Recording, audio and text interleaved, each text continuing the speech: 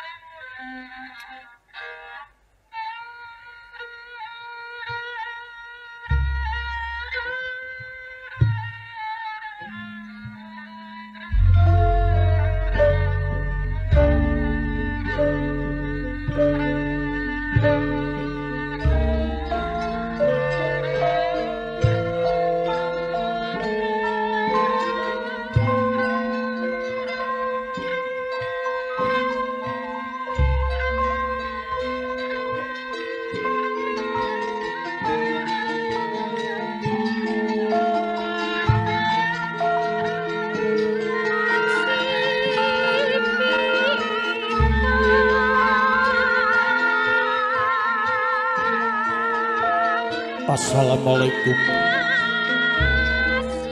warahmatullahi wabarakatuh.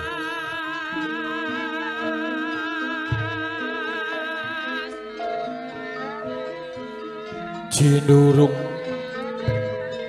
puji yang hasesanti Sura Sudira Jayani Kangrat suwuh brasta tekaping olah Darmastuti ganggo pinayungan kala cakra durga mendak kala sirna hayu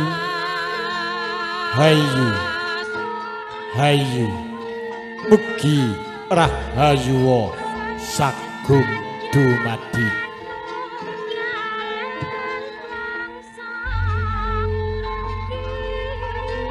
Mrata pawit saking kepari pringkang hamenggugati ingkang winantu ing pakurmatan Bapa Sukarmo saribit Ibu Parti Sugiyarti bidal dukuh Dani RT kalih RW sekawan Trangsan Gatak Sukoharjo kula ingkang kapitedan pariketamatur minangka jejaring pambiyawara suka angaturaken urut rerencening gatra wacana adicara pahargyan ing rikalenggahan rahina samanggi. Namung saderengipun sumangga nuwun tansah kula dherekaken anguncupaken asta manunggu puja wonten ngarsa dalem Gusti kang murbeng dumadi ingkang sampun kepareng amat tedhakaken barokah saha inayahipun kacetha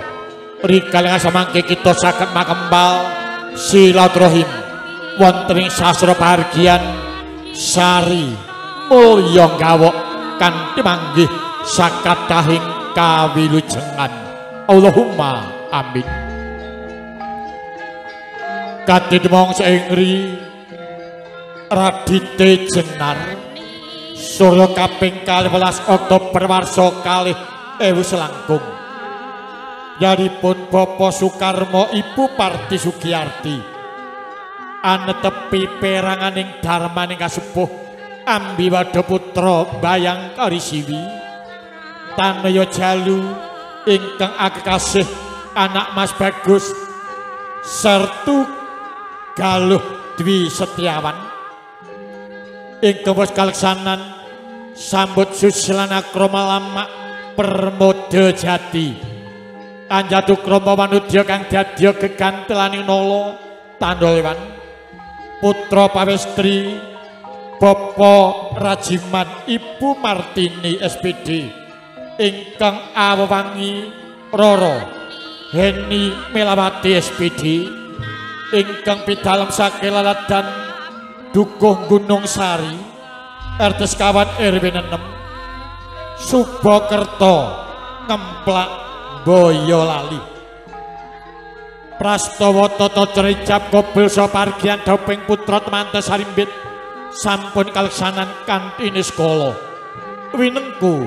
kadang bisa sutresna yanipun Bapak Rajiman Ibu Martini SPD tumuli ing rikala semangke yanipun Bapak Sukarmo Ibu Parti Sugiyarti angadani tata cara pahargyan Boyong putra temanten Sarimbit mengawurut raruncaning gotra Wajradicara ingkang sawrinakit saking keluarga ingkang kepareng Hanawugati lumadi tata cara pambuka wonten wilangan gotra Wajra candhaipun inggih rawuhipun Besa Sutresna Bapak Rajiman Ibu Martinez PD kang sanganti Serat Mojo temanten Sarimbit ingkang sinepuan yanipun Bapak Suyoto ingkang Jerajaran Bapak Agung Siambodo saha Bapak Faisal Adiarma lingkar saking Mandi Wareman Manjing Madyani Sasra Pahargyan namung Nyoman Angancik Madyani Sasra Pahargyan kasigeg sarta tindakipun krana dipun wonteni tata cara pasrah panampi kasuwun satata jumeneng abrajeng kaliwan cundang lampah yanipun Bapak Ari Waloyo ST MSI jumenengipun Jerajaran Bapak Dwi Kristianto saha Bapak Sumarno humiring ing wuring kamggugati inggih yanipun Bapak Sukarmo Ibu Parti Sugiyarti lumadi tata cara pasrah panampi wonten wilangan gotra Wajra candhaipun inggih pambuyenging putra temanten Sarimbit ing badhe kaprat titesaken Jurusumbaga Sanggaryas Indra Salon tumuli angancik wilangan gotra Wajra candhaipun Hastungkara doa kawlejengan kasalira yanipun Bapak Ustad Toifur SPDI tumuli putra teman Sarimbit kajengkaraken saking palenggahan kakang dimijil saking sasana pahargyan Sari Mulya Gawok krana cecawis tata cara upacara kebesaran sang korpora saking Kesatuan Yonif 413 Kostrad ingkang bareng jengaraken putra temanten inggih yanipun Bapak Dr. Anis Haji Joko Purwanto Sarimbit Ibu Hajah Insinyur Sri Satiti tumuli lampahing tata cara upacara kebesaran sang korpora saking Kesatuan Yonif 413 Kostrad paripurna tumuli tata cara atur Pangrama Pambagiarjo Yuwana ing badhe kasalira yanipun Bapak Joko Supoyo SPD MPD mekajumenipun Jerajaran Bapak Trimulyanto saha Bapak Joko Purnomo nyasmitani jumenengipun putra temanten ingkang mugati Besa Sutresna yanipun Sanggaryas Indra Salon tumuli tata cara tumplak punjen kaprasrebat adicara udik tumuli adungkap paripurnane pahargyan kepareng jenggaraken putra temanten ingkang menggugati Besa Sutresna kakang dijumeneng wonten wiwarani mendapi bali pinanggun Jurusumbaga Sanggaryas Indra Salon tumuli tata cara panutup Parwa Madya Wasana urut raruncaning gotra Wajradicara sampun kepareng kula aturaken samukawis kekirangan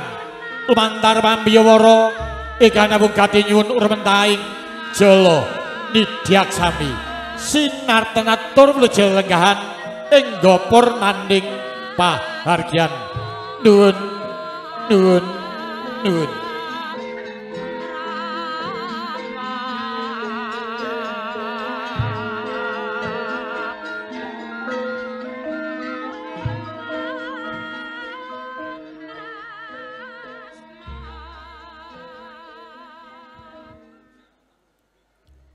Sesepuh pinisepuh ingkang Hanggung Marsudi datang pepoyan ing Rekau Taman priyagotamu kakung merwatri putri kewinanti pakormatan waradripun para kadang-kadang warga werda muda tumaruna iketan sasinu darsana wedal wis menanji kemar pambiya wara ngaturaken lumadhening tata cara ingkang sampun rakit saking ingkang kepareng hamenggugati lumadi tata cara pambuka ingkang kepareng rasing rekapitadosan agami Islam kula dherekaken kanimaos lafal basmalah iwa dening kang rasuk ing kapitadosan agami sanes kula suwun anyeng kuyung andhesadaning agami ingkang rinasuk sowang-sowang semangga nuwun kepareng kula dherekaken. Bismillahirrahmanirrahim. Kredaning ladetan bangkit bedakutaning pasti budi dayane manusa tan kuwawa anglangkungi garising maha kawasa nadyan tetebe saderengipun lampahing pahargyan sampun nakit renajik tinata parandini maksih wonten ing kekirangan samukawisipun lumantar pambiya wara ingkang menggugati yanipun Bapak Sukarmo Ibu Parti Sugiyarti nyuwun baludaking Jalanidi Aksami.